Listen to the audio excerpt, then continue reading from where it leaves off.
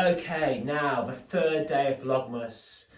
Now, what we're going to work on today, we're back to finish, just stop sitting on my knee, is to look at teaching hand target. Hand target is a really good skill. I use it to teach focus, I use it to teach recall, and to an extent for lead walking. You can do it lots of different ways. So one way to do it is called capturing. For this, you put both hands behind your back, put one hand out to the side of your dog's muzzle. If they touch your hand, you say yes and deliver a small treat. You can deliver it to the mouth if you wish, or you might drop it on the floor. That can add in some distance and actually make it look more useful as a recall skill. So for example, you might throw them a treat, they might come back, you could say yes, and give them a treat and throw the next one. Yes.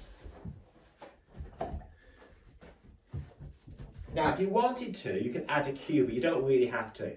So a cue might be, say, touch. You might put your hand out and say touch. They do, you might say yes and give them a treat. So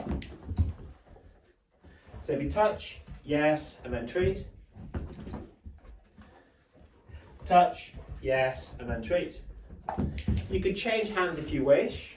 Touch, yes, and then treat. And make it as much fun as possible, because it has to be engaging. You don't have to enjoy doing it. Touch, yes, and then treat. So I might just do a short session for a couple of minutes at most. Yes, and then treat. You don't really need to have an actual verbal cue, but I do tend to like to do one. Touch, and then reward with a treat. It should get smoother and smoother the more they do it. Touch, yes, and then treat. Now with dogs which aren't quite as into it, I might lure it. So with this, I might cheat a little bit.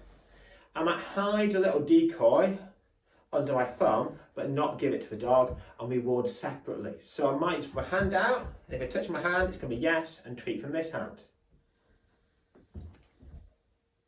So again,